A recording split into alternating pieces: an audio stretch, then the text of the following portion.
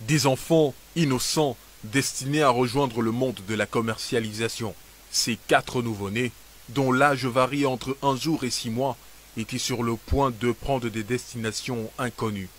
Ici, dans cette chambre, située au lieu dit Borne 10 au quartier Odia à Yaoundé, un réseau de trafic de nouveau-nés démantelé au cours d'une opération menée par la compagnie de gendarmerie de Yaoundé 3.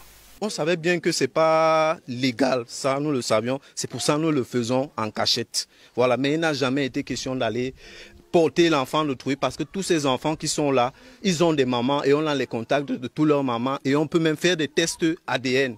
Et chacune donnait son enfant après avoir perçu de l'argent. La fille en question, la voici. Elle aurait placé son enfant à un montant d'1 million de francs CFA.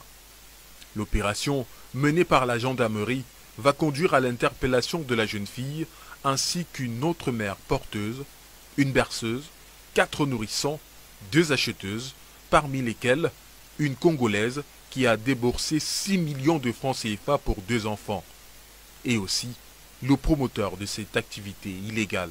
En date du 11 janvier, donc hier, aux environs de 19 h, nous avons reçu un appel téléphonique d'un citoyen sollicitant à garder l'anonymat qui nous informait alors que sa belle-fille, du nom de Nkoutou Daniel, une jeune fille de 19 ans qui venait d'accoucher, était portée disparue avec le bébé de 3 jours.